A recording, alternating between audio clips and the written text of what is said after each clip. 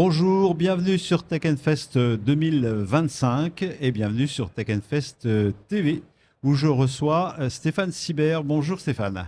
Bonjour Georges. Vous êtes Stéphane, ancien directeur de la recherche technologique du CEA, et si vous êtes avec nous, c'est parce que vous avez écrit ce livre que vous avez dédicacé aujourd'hui et qui sera offert ce soir à l'intégralité sur Tech Fest des invités du dîner de gala. Alors je vais vous présenter, pour ceux qui ne vous connaîtraient pas déjà. Vous êtes né à Grenoble, vous êtes élève à Champeaux, pur produit, hein. Vous êtes centralien, puis notamment fondateur de Coris, une entreprise qu'on connaît bien à Grenoble. Vous êtes ancien directeur de la recherche technologique du CEA. Vous avez vu que je suis allé vite sur votre CV parce qu'il est bien plus long que ça. Et donc vous connaissez le CEA d'ailleurs depuis votre thèse.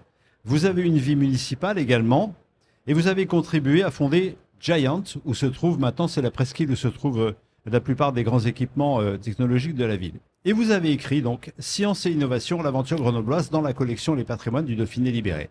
Vous dites, Stéphane, dans votre introduction, que Grenoble, que vous connaissez mieux que quiconque, est atypique. Pourquoi elle est atypique ?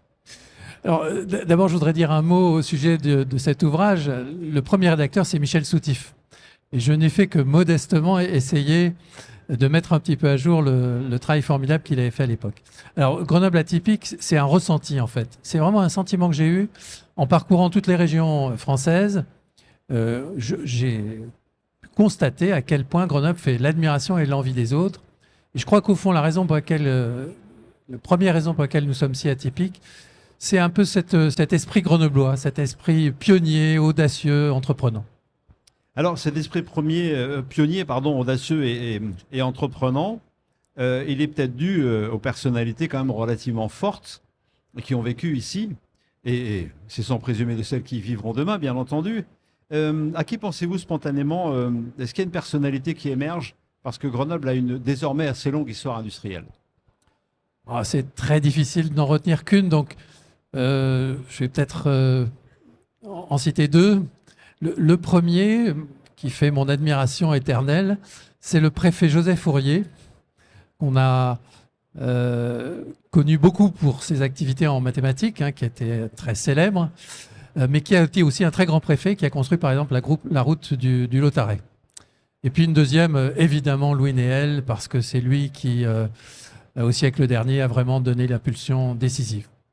Alors vous parlez de Louis Néel et ça nous amène directement à ce qui s'est passé après 1945, parce que pour le reste, il faut quand même lire, c'est suffisamment détaillé. Et après 1945, Stéphane, ce qui s'est passé, c'est que c'est allé très très vite.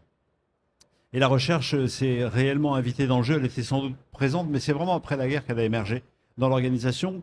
Et c'est là qu'on a vu naître, peut-être, en tout cas se confirmer l'alignement recherche, université, entreprise. Et c'est ça ma question, est-ce que c'est vraiment dans l'après-guerre que c'est arrivé ou est-ce que c'était déjà un petit peu sous-jacent avant la Deuxième Guerre mondiale ?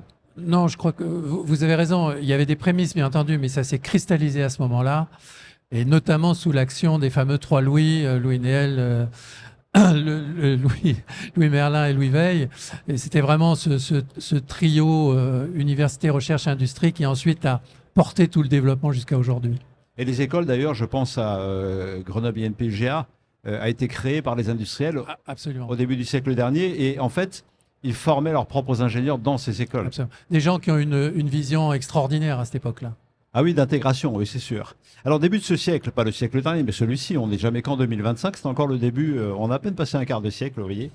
Depuis le début de ce siècle, entre les grands équipements, Stéphane, l'explosion littérale de la filière des nanos, même si elle a été créée avant et installée, je pense à ST sur la presqu'île, au niveau de la presqu'île Giant.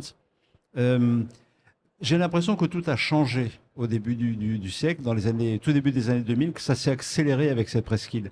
Est-ce que c'est quelque chose qui est emblématique pour vous de ce programme ? Oui, vous avez raison. Pas seulement avec la presqu'île d'ailleurs.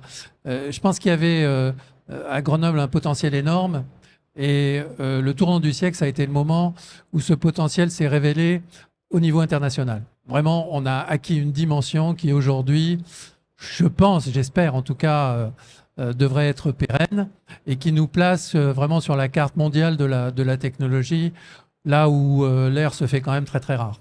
Oui, ce sont des choses que vous avez écrites, mais que vous pourriez écrire. Si vous dites qu'on se projette à l'international, ça veut dire que vous avez une vision sur la suite. Un écosystème, je le rappelle, que vous avez observé très longtemps. Comment vous voyez Grenoble dans, allez, 20 ans, 30 ans? Comment vous imaginez cet endroit? Alors, je pense que, bon, premièrement, Grenoble a su construire son développement en respectant son environnement. Et c'est pas si fréquent que ça, c'est pas si facile que ça. Et donc aujourd'hui, on a cet énorme avantage d'avoir la nature, la montagne magnifique, un cadre extraordinaire, et pour autant le meilleur de la technologie au fond de la vallée. Donc ça, c'est le premier point. Et le deuxième point, c'est que je crois qu'on a su se placer au cœur des grandes transitions qui vont agiter le monde dans ce siècle. Alors, évidemment, dans le domaine de la théorie de l'information, donc on est vraiment à la pointe de ce qui se fait en microélectronique, dans le domaine du quantique, dans le domaine de l'intelligence artificielle. On est aussi au cœur de la transition environnementale, en particulier avec des nouvelles technologies qui sont cruciales dans le domaine des batteries ou de l'hydrogène, par exemple. Et c'est peut-être un peu moins connu, on est également très présent dans le domaine de la transition médicale. Et je ne serais pas étonné que ce soit à Grenoble qu'une grande partie des nouvelles technologies qui permettront de traiter la médecine personnalisée, de maintenir le patient chez lui, d'éviter la crise de l'hôpital, se développe à Grenoble. Donc on peut confirmer Silicon Valley à la française, mais on va enlever Silicon Valley et on va dire tout simplement Vallée du Grésivaudan et de Grenoble, et on va faire rayonner ça dans le monde entier. Voilà, c'est parfait. Bon, ben pour faire ça, il faut avoir lu quand même Science et Innovation, l'aventure grenobloise, écrit par Stéphane Sibert, aux éditions Les Patrimoines, qui sont des éditions du Dauphiné Libéré. Merci Stéphane, merci beaucoup. Merci Georges, merci le Dauphiné Libéré. Merci et merci à vous de nous avoir écoutés. Au revoir.